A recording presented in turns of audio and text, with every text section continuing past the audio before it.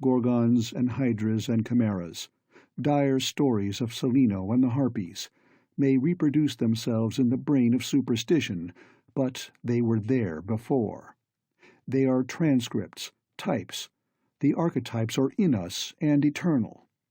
How else should the recital of that which we know in a waking sense to be false come to affect us at all? Is it that we naturally conceive terror from such objects, considered in their capacity of being able to inflict upon us bodily injury? Oh, least of all. These terrors are of older standing. They date beyond body, or without the body they would have been the same. That the kind of fear here treated is purely spiritual, that it is strong in proportion as it is objectless on earth, that it predominates in the period of our sinless infancy, are difficulties the solution of which might afford some probable insight into our anti-mundane condition, and a peep at least into the shadowland of pre-existence. Charles Lamb, Witches and Other Night Fears. 1. When a traveler in north-central Massachusetts takes the wrong fork at the junction of the Aylesbury Pike just beyond Dean's Corners, he comes upon a lonely and curious country. The ground gets higher, and the briar-bordered stone walls press closer and closer against the ruts of the dusty, curving road. The trees of the frequent forest belt seem too large, and the wild weeds, brambles, and grasses attain a luxuriance not often found in settled regions. At the same time, the planted fields appear singularly few and barren, while the sparsely scattered houses wear a surprising uniform aspect of age, squalor, and dilapidation. Without knowing why, one hesitates to ask directions from the gnarled, solitary figures spied now and then on crumbling doorsteps or in the sloping, rock-strewn meadows. Those figures are so silent and furtive that one feels somehow confronted by forbidden things, with which it would be better to have nothing to do. When a rise in the road brings the mountains in view above the deep woods, the feeling of strange uneasiness is increased. The summits are too rounded and symmetrical to give a sense of comfort and naturalness, and sometimes the sky silhouettes with especial clearness the queer circles of tall stone pillars with which most of them are crowned. Gorges and ravines of problematical depth intersect the way, and the crude wooden bridges always seem of dubious safety. When the road dips again, there are stretches of marshland that one instinctively dislikes, and indeed almost fears at evening, when unseen whippoorwills chatter and the fireflies come out in abnormal profusion to dance to the raucous, creepily insistent rhythms of stridently piping bullfrogs. The thin, shining line of the Miskatonic's upper reaches has an oddly serpent-like suggestion as it winds close to the feet of the domed hills among which it rises. As the hills draw nearer, one heeds their wooded sides more than their stone-crowned tops. Those sides loom up so darkly and precipitously that one wishes they would keep their distance, but there is no road by which to escape them. Across a covered bridge, one sees a small village huddled between the stream and the vertical slope of Round Mountain, and wonders at the cluster of rotting gambrel roofs bespeaking an earlier architectural period than that of the neighboring region. It is not reassuring to see, on a closer glance, that most of the houses are deserted and falling to ruin, and that the broken steepled church now harbors the one slovenly mercantile establishment of the hamlet. One dreads to trust the tenebrous tunnel of the bridge, yet there is no way to avoid it. Once across, it is hard to prevent the impression of a faint, malign odor about the village street, as of the massed mold and decay of centuries. It is always a relief to get clear of the place, and to follow the narrow road around the base of the hills and across the level country beyond till it rejoins the Aylesbury Pike. Afterward, one sometimes learns that one has been through Dunwich. Outsiders visit Dunwich as seldom as possible, and since a certain season of horror, all the signboards pointing toward it have been taken down. The scenery, judged by any ordinary aesthetic canon, is more than commonly beautiful, yet there is no influx of artists or summer tourists. 2 centuries ago, when talk of witch-blood, Satan worship, and strange forest presences was not laughed at, it was the custom to give reasons for avoiding the locality. In our sensible age, since the Dunwich Horror of 1928 was hushed up by those who had the town's and the world's welfare at heart, people shun it without knowing exactly why.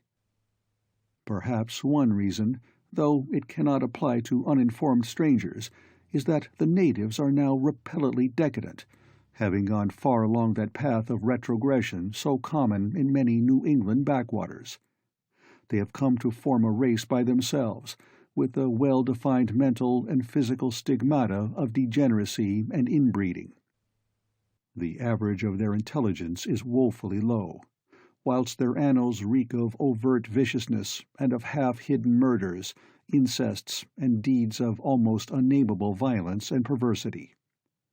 The old gentry, representing the 2 or 3 armigerous families which came from Salem in 1692, have kept somewhat above the general level of decay, though many branches are sunk into the sordid populace so deeply that only their names remain as a key to the origin they disgrace. Some of the Whateleys and Bishops still send their eldest sons to Harvard and Miskatonic, though those sons seldom return to the mouldering gambrel roofs under which they and their ancestors were born. No one, even those who have the facts concerning the recent horror, can say just what is the matter with Dunwich, though old legends speak of unhallowed rites and conclaves of the Indians, amidst which they called forbidden shapes of shadow out of the great rounded hills, and made wild orgiastic prayers that were answered by loud crackings and rumblings from the ground below. In 1747, the Reverend Abijah Hoadley, newly come to the Congregational Church at Dunwich Village, preached a memorable sermon on the close presence of Satan and his imps, in which he said, "It must be allowed that these blasphemies of an infernal train of demons are matters of too common knowledge to be denied. The cursed voices of Azazel and Buzrael, of Beelzebub and Belial, being heard from underground by above a score of credible witnesses now living. I myself did not more than a fortnight ago catch a very plain discourse of evil powers in the hill behind my house, wherein there were a rattling and rolling, groaning, screeching, and hissing, such as no things of this earth could raise up, and which must needs have come from those caves that only black magic can discover, and only the devil unlock." Mr. Hoadley disappeared soon after delivering this sermon, but the text, printed in Springfield, is still extant. Noises in the hills continue to be reported from year to year, and still form a puzzle to geologists and physiographers. Other traditions tell of foul odors near the hill-crowning circles of stone pillars, and of rushing airy presences to be heard faintly at certain hours from stated points at the bottom of the great ravines, while still others try to explain the Devil's Hop-Yard, a bleak, blasted hillside where no tree, shrub, or grass-blade will grow. Then, too, the natives are mortally afraid of the numerous whippoorwills which grow vocal on warm nights. It is vowed that the birds are psychopomps lying in wait for the souls of the dying, and that they time their eerie cries in unison with the sufferer's struggling breath.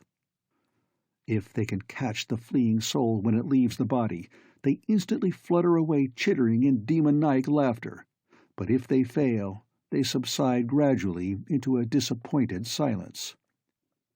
These tales, of course, are obsolete and ridiculous, because they come down from very old times.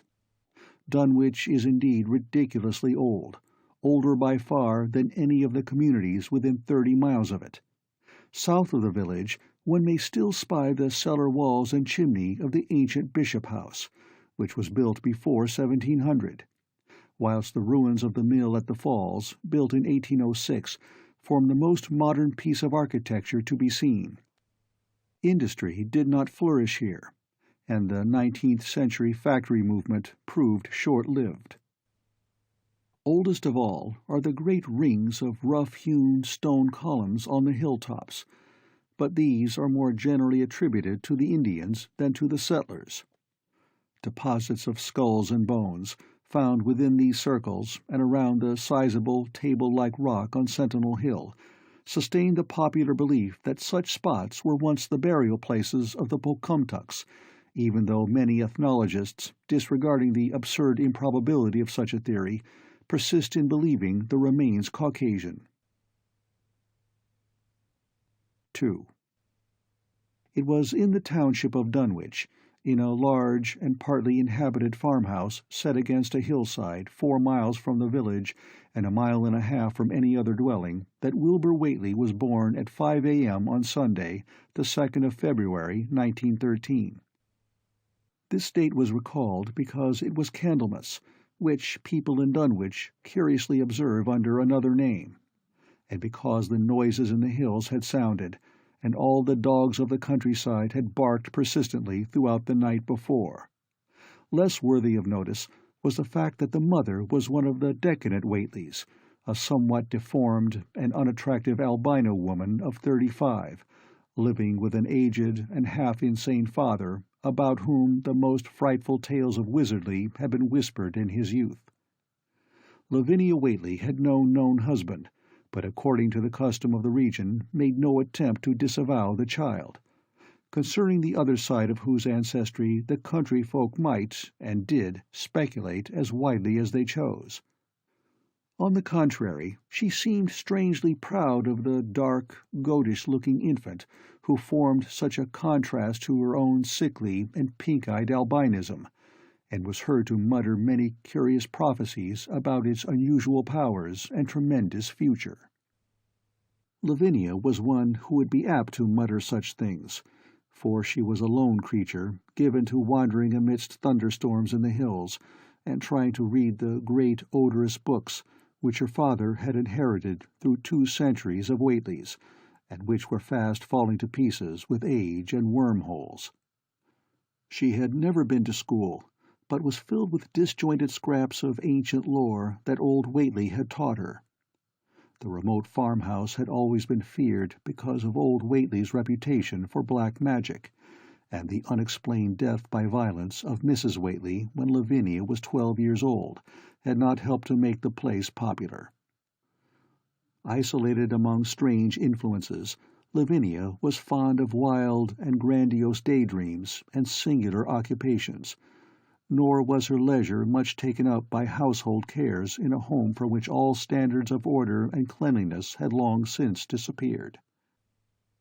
There was a hideous screaming which echoed above even the hill noises and the dogs barking on the night Wilbur was born, but no known doctor or midwife presided at his coming. Neighbors knew nothing of him till a week afterward, when old Whately drove his sleigh through the snow into Dunwich village, and discoursed incoherently to the group of loungers at Osborne's general store. There seemed to be a change in the old man, an added element of furtiveness in the clouded brain which subtly transformed him from an object to a subject of fear, though he was not one to be perturbed by any common family event. Amidst it all, he showed some trace of the pride later noticed in his daughter, and what he said of the child's paternity was remembered by many of his hearers years afterward. "I don't keer what folks think. If Lavinia's boy looked like his pa, he wouldn't look like nothin' you expect. You needn't think the only folks is the folks hereabouts. Lavinia's read some, and has seed some things the most you only tell about. I calculate her man is as good a husband as you can find this side of Aylesbury, and if you knowed as much about the hills as I do, you wouldn't ask no better church weddin' nor hern. Let me tell you something. Some day you folks'll hear a child of Lavinia's a-callin' its father's name on the top of Sentinel Hill." The only persons who saw Wilbur during the first month of his life were old Zachariah Whately of the undecayed Whateleys and Earl Sawyer's common-law wife, Mamie Bishop. Mamie's visit was frankly one of curiosity, and her subsequent tales did justice to her observations. But Zechariah came to lead a pair of Alderney cows which old Whately had bought of his son Curtis. This marked the beginning of a course of cattle buying on the part of small Wilbur's family, which ended only in 1928, when the Dunwich Horror came and went. Yet at no time did the ramshackle Whately barn seem overcrowded with livestock. There came a period when people were curious enough to steal up and count the herd that grazed precariously on the steep hillside above the old farmhouse, and they could never find more than 10 or 12 anemic, bloodless-looking specimens.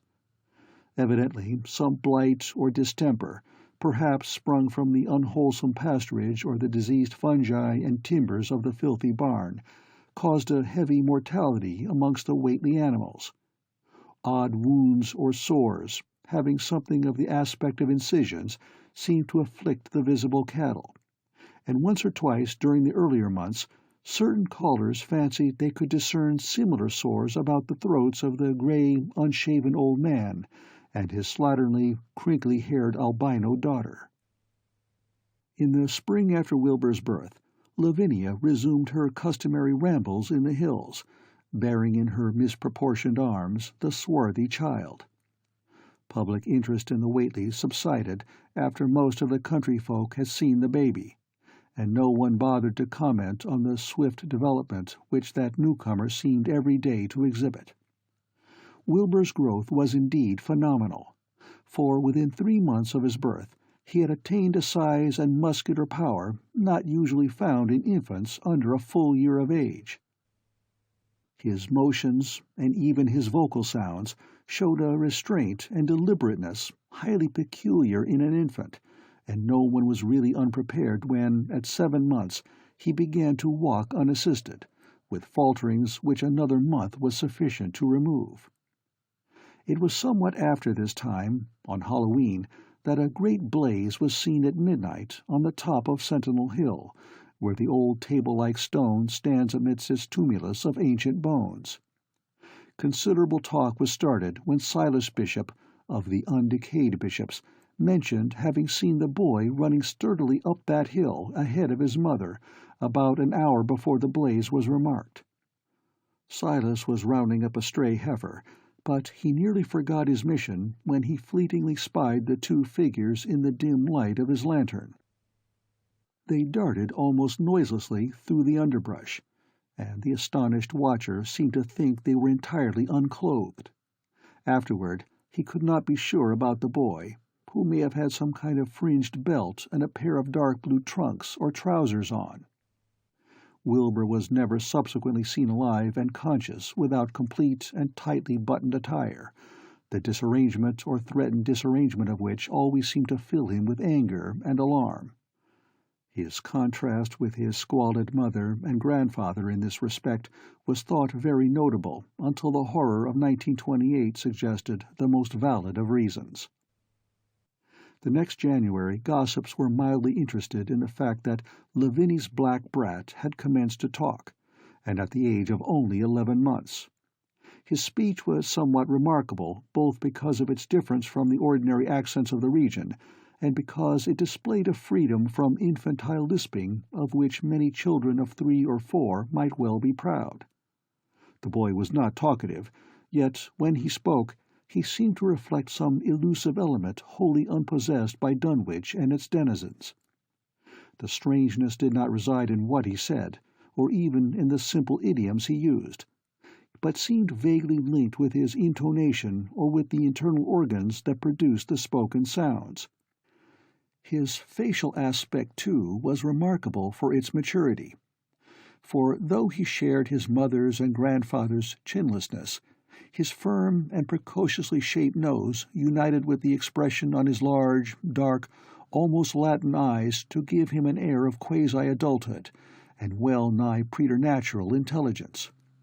He was, however, exceedingly ugly despite his appearance of brilliancy, there being something almost goatish or animalistic about his thick lips, large pored yellowish skin, coarse crinkly hair, and oddly elongated ears.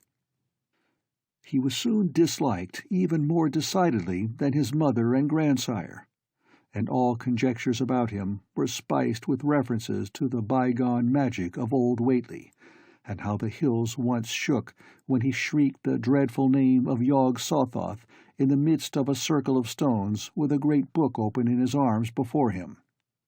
Dogs abhorred the boy, and he was always obliged to take various defensive measures against their barking menace.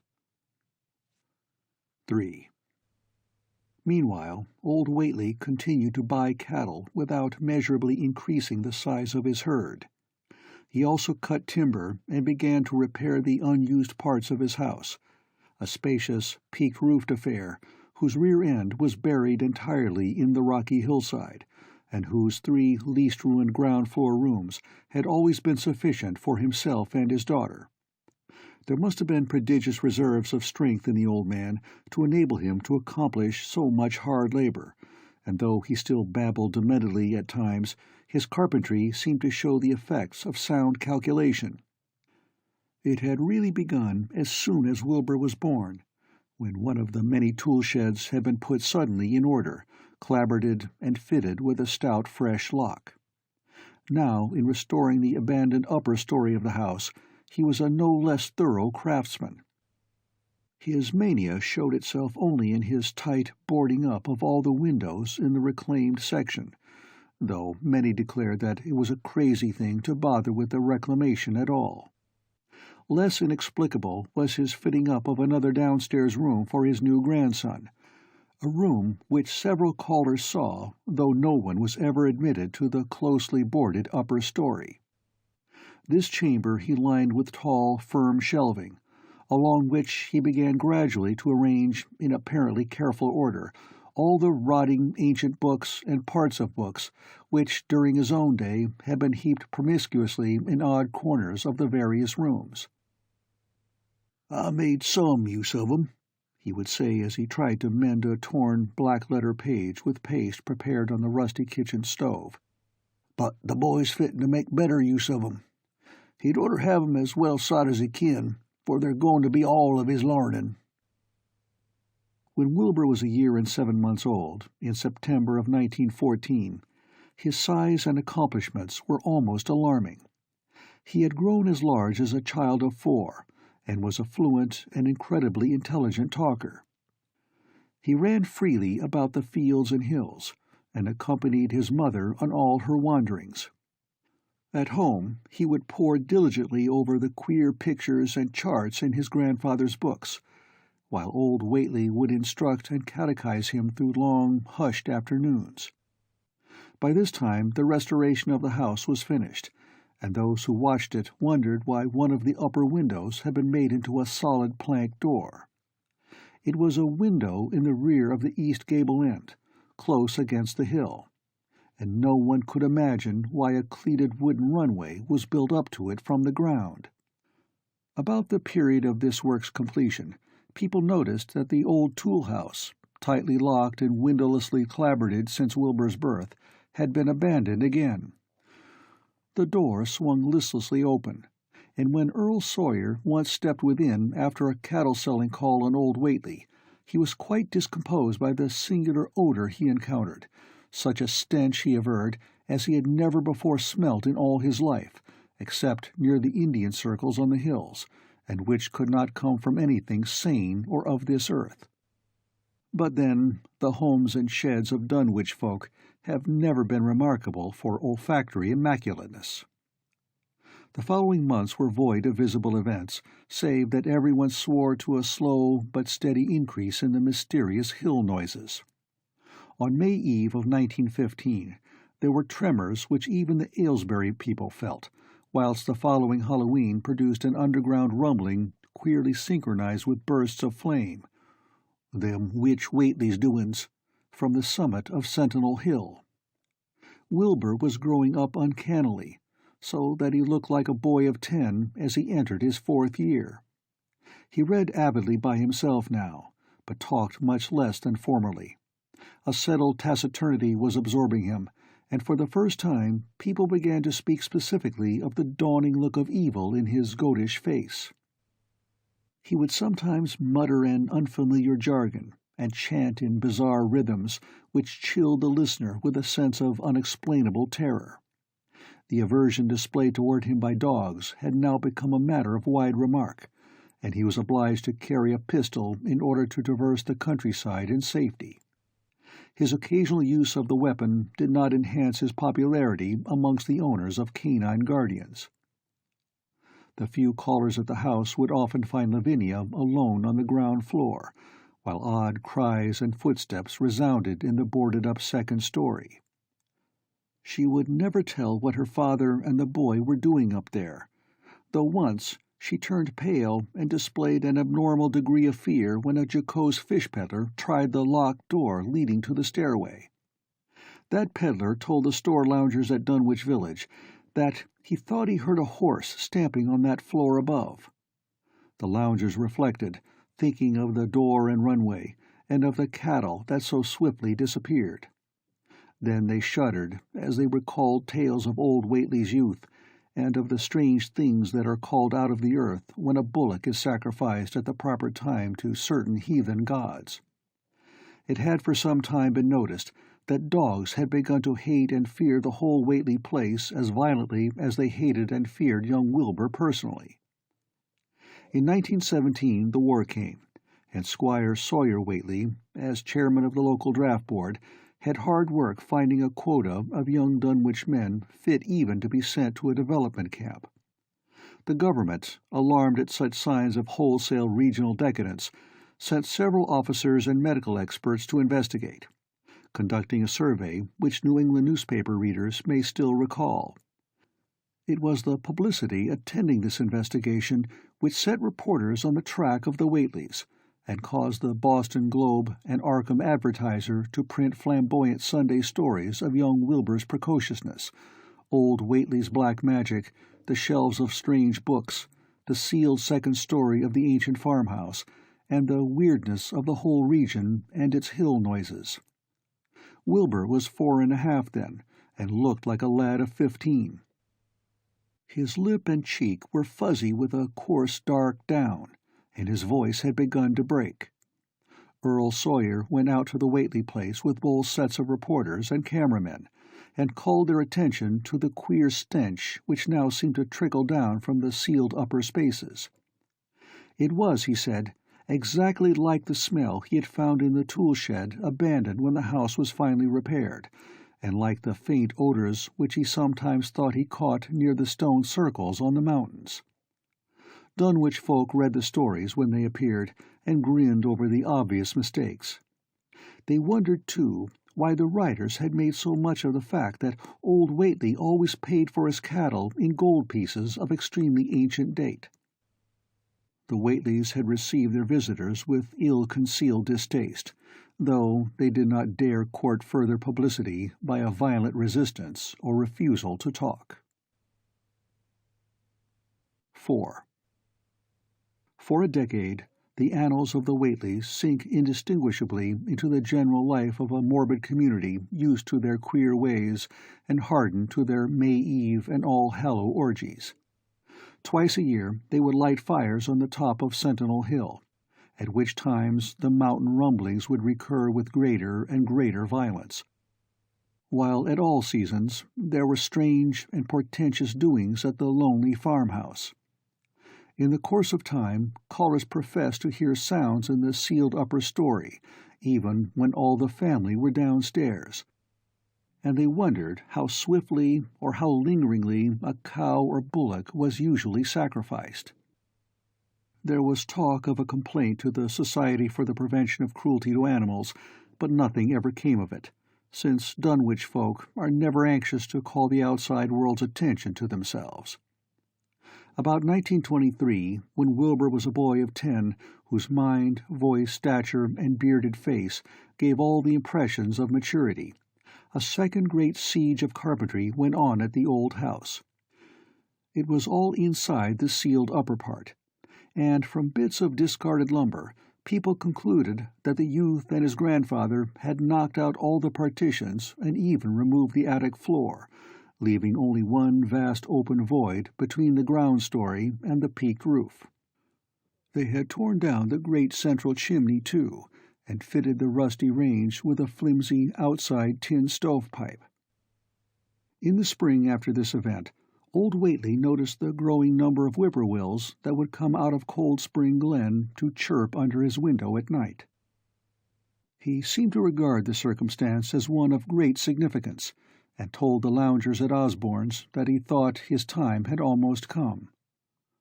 "They whistle jest in tune with my breathin' now," he said, "and I guess they're gettin' ready to ketch my soul. They know it's a-goin' out, and don't calc'late to miss it. You'll know, boys, arter I'm gone, whether they get me or not. If they do, they'll keep us singin' and laughin' till break o' day. If they don't, they'll kinder quiet down like. I expect them and the souls they hunts fer have some pretty tough tussles sometimes." On Lammas night, 1924, Dr. Houghton of Aylesbury was hastily summoned by Wilbur Whately, who had lashed his one remaining horse through the darkness and telephoned from Osborne's in the village. He found old Whately in a very grave state, with a cardiac action and stertorous breathing that told of an end not far off. The shapeless albino daughter and oddly bearded grandson stood by the bedside, whilst from the vacant abyss overhead there came a disquieting suggestion of a rhythmical surging or lapping, as of the waves on some level beach.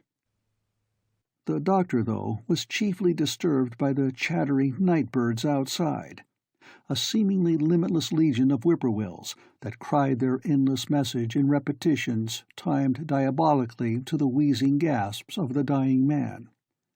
It was uncanny and unnatural. Too much, thought Dr. Houghton, like the whole of the region he had entered so reluctantly in response to the urgent call. Toward 1 o'clock, old Whately gained consciousness, and interrupted his wheezing to choke out a few words to his grandson. "More space, Willie, more space soon. You grows, and that grows faster. It'll be ready to sarve you soon, boy. Open up the gates to Yog Sothoth with the long chant that you'll find on page 751 of the complete edition, and then put a match to the prison. Fire from earth can't burn it nohow." He was obviously quite mad. After a pause, during which the flock of whippoorwills outside adjusted their cries to the altered tempo, while some indications of the strange hill noises came from afar off, he added another sentence or two. "Feed it regular, Willie, and mind the quantity. But don't let it grow too fast for the place, for if it busts quarters or gets out afore you opens to Yog Sothoth, it's all over and no use. Only them from beyond can make it multiply and work. Only them, the old uns, as wants to come back." But speech gave place to gasps again, and Lavinia screamed at the way the whippoorwills followed the change. It was the same for more than an hour, when the final throaty rattle came. Dr. Houghton drew shrunken lids over the glazing gray eyes as the tumult of birds faded imperceptibly to silence. Lavinia sobbed, but Wilbur only chuckled whilst the hill noises rumbled faintly. "They didn't get him," he muttered in his heavy bass voice. Wilbur was by this time a scholar of really tremendous erudition in his one-sided way, and was quietly known by correspondence to many librarians in distant places where rare and forbidden books of old days are kept. He was more and more hated and dreaded around Dunwich because of certain youthful disappearances which suspicion laid vaguely at his door, but was always able to silence inquiry through fear, or through use of that fund of old-time gold which still, as in his grandfather's time, went forth regularly and increasingly for cattle buying. He was now tremendously mature of aspect, and his height, having reached the normal adult limit, seemed inclined to wax beyond that figure. In 1925, when a scholarly correspondent from Miskatonic University called upon him one day and departed pale and puzzled, he was fully 6 3/4 feet tall. Through all the years Wilbur had treated his half-deformed albino mother with a growing contempt, finally forbidding her to go to the hills with him on May Eve and Hallowmass, and in 1926 the poor creature complained to Mamie Bishop of being afraid of him. "They's more about him as I knows than I can tell you, Mamie," she said, "and nowadays there's more nor what I know myself. I vow afore God I don't know what he wants nor what he's a-trying to do." That Halloween the hill noises sounded louder than ever, and fire burned on Sentinel Hill as usual, but people paid more attention to the rhythmical screaming of vast flocks of unnaturally belated whippoorwills, which seemed to be assembled near the unlighted Whately farmhouse. After midnight, their shrill notes burst into a kind of pandemoniac cachinnation which filled all the countryside, and not until dawn did they finally quiet down. Then they vanished, hurrying southward where they were fully a month overdue. What this meant no one could quite be certain till later. None of the country folk seemed to have died, but poor Lavinia Whately, the twisted albino, was never seen again. In the summer of 1927, Wilbur repaired 2 sheds in the farmyard and began moving his books and effects out to them. Soon afterward, Earl Sawyer told the loungers at Osborne's that more carpentry was going on in the Whately farmhouse. Wilbur was closing all the doors and windows on the ground floor, and seemed to be taking out partitions as he and his grandfather had done upstairs 4 years before. He was living in one of the sheds, and Sawyer thought he seemed unusually worried and tremulous. People generally suspected him of knowing something about his mother's disappearance, and very few ever approached his neighborhood now. His height had increased to more than 7 feet, and showed no signs of ceasing its development.